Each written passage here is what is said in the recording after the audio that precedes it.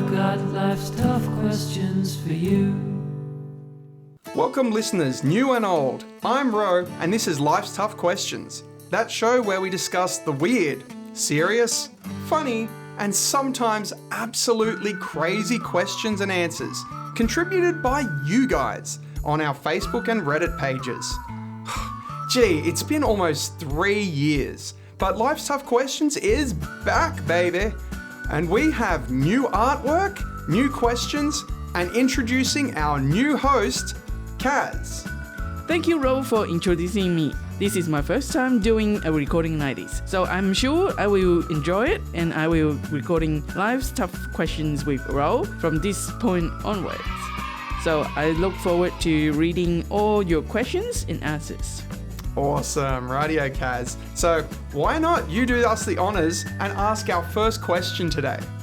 Our first question comes from the end of the last season, where we asked, would you rather be the best in the world at the triangle or be the best in the world at the kazoo?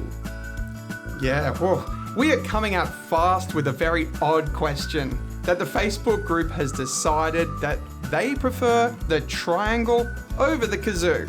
And I too immediately was looking at the triangle. You see, when I think of the kazoo, I see it as more of a video or TikTok novelty, not like a professional instrument. So if I was to be really good at the kazoo, I guess I would kind of post videos that would hopefully be famous. But if I was the best triangle player, I would hope to work towards getting as like in a famous orchestra, like tour around the country or even the world, like doing the triangle. I think although I could possibly do that with the kazoo, I just feel like it's more one of those like gimmick or funny talents, less of an actual professional talent like the triangle. That's interesting, because I'm actually the opposite. I would rather be the best in the world at the kazoo. I could use it to play and mimic songs using all the different tones and notes. I think this would musically show more knowledge of the song and help me master. I think you could use the kazoo as a whistle for emergency situations, like out camping or hiking. Yeah, come on, I can use my triangle like a fire alarm or a lunch bell if I'm like, ding ding, come and get it. Yeah, maybe. They might be a bit silly for that. But one big selling point is the ability to carry it around. It is pocket size, unlike a triangle. Unless you are wearing cargo pants or something. It makes transporting my instrument easier. Fine, well if we're looking at things like that, my instrument is more durable. Like you get yours wet and it's broken. Do you think you could even destroy a triangle? My instrument could survive an explosion. Well, it looks like a tie for us. How about you guys? What would you pick? Put your answers below. Okay, so in our new season's format, we are also looking at some of our fun polls and what people chose or suggested as answers. And today's fun poll asks, sandwiches can have all kinds of fillings, but what are some fillings, not combinations, that although acceptable, may seem controversial or weird when you order or suggest or put them on a sandwich? Yum! I love a good ham and cheese sandwich with marshmallow puff. What? Yuck! I had lots of fun thinking about some of these answers, with the number one answer being a three-way tie actually between cream corn, potato chips, and the marshmallow fluff, with chips and cream corn actually being on my vote. And marshmallow fluff being on mine. Well, some funny ones that I thought were a bit interesting were things like the sugar, which actually I put that on my banana sandwiches all the time.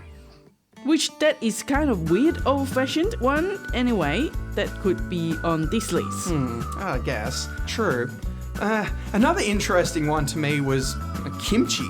I mean, it seems odd maybe to some people, but after I lived in South Korea for 3 years, I could find it completely normal to put on a sandwich or, in reality, anything for that matter. The weird one that stood out for me was ketchup. To me, this seems like a really normal thing to add to a sandwich, especially anything with just like meat on it, like a sausage sandwich or a roast meat sandwich. I think it depends on people's preferences and cultural upbringing. As an Asian and also having a big sweet tooth, I don't mind whipped cream in my sandwich with fruit. It tastes so yummy. Whereas in Australia, kids are growing up eating chips on sandwiches. Yeah, I mean, we have a strong culture of like the sausage sandwich and the chippy sandwiches with heaps of tomato sauce on them. Maybe it is good for kids, but not for an adult who has an office job working like 9 to 9, who rarely has time to go out and exercise. So what did you guys vote for? Let us know below. All right, on to our next question. You get one of these four. Would you rather A, $1 million tax-free, B, 1 year of all expenses paid holidays for yourself, C, 6 months of all expenses paid holidays for you and one other, or D, 3 months of all expenses paid holiday for you and your kids. And if you don't have kids, maybe with your parents and your siblings. Now, they stipulate here that all expenses include things like plane tickets, travel costs, entrance fees, food, accommodation, things that you pay for to consume at the time. That doesn't include things like souvenirs or things to keep unless they're really part of the entry. While you're doing that, you're not going to lose your job while you have your time off, and also you're not allowed to profit off any choice. So no monetizing from vlogging or reselling tickets or reselling those like promotional merchandise like Disney cups that are really expensive. It really depends on people's life situations. I would like a 6-month holiday for me and one other if I don't need to pay any extra bills like electricity, water, tax or rent. During that 6 months holiday, I will enjoy the most luxury holiday on earth, most expensive experience and accommodation that I will never spend money on in a normal situation, even if I had an extra $1 million. With inflation these days, $1 million only able to get you a 1-bedroom apartment in some cities, like Japan, like New York. Yeah, but like it could be an investment getting more money maybe. Yes, you could argue that the apartment could be rented out and be a good investment. However, I think life is short. An accident or natural disaster could always happen around us. I would think that thinking a holiday like this would worth way more than $1 million.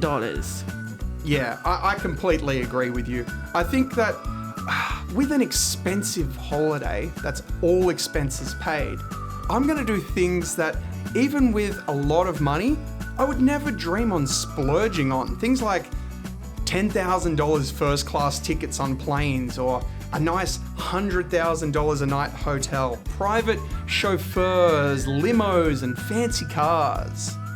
Yeah, you normally don't even pay the small costs for the public bus if you can walk it in a couple of hours as an exercise. That's true. That's exactly what I'm thinking. And I've even had conversations with some people discussing that you couldn't spend that amount of money on holidays. You know, I explain things like, take this one for example.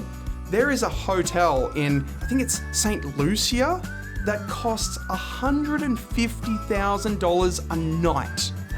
Like, a 1-week holiday is more than 1 million right there. And I still have like 5.5 months worth of holidays still remaining after that.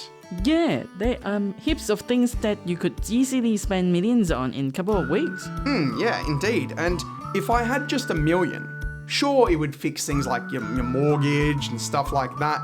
But that will happen sometime in my lifetime. Like at some point, I'm going to earn that amount of money to pay off my mortgage. But it would never in my lifetime be able to experience the ability to throw stupid money at things. Exactly. It is an extreme rare opportunity that very few people could ever experience in their life. What do you guys think? Comment below. Okay, so as with many of our old shows format, we like to give you one question before we leave that we will be discussing next week as the first question. And this episode, we ask you, would you rather only be able to buy groceries and takeaway one day a week, or excluding condiments and spices, only be able to consume what you purchased that day? Oh, I know my answers. What will you guys choose? Make sure you leave your answers in either the comment section here, or you can always go anonymous over on the Reddit page, as we take questions from both r/Life's Tough Questions and the r/Would You Rather pages, as well over on our Facebook group, where you can comment and place your vote, and we'll see who's in the majority next episode. So if you are keen to possibly see your answer pop up, then like, comment, and subscribe, and get posting and replying with more of life's top questions. I'm Ro. And I'm Cass. And we don't have a clever sign-off.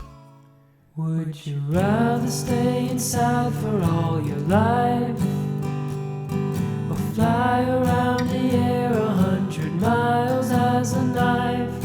I wonder what it is that you would do. That's why I've got life's tough questions for you.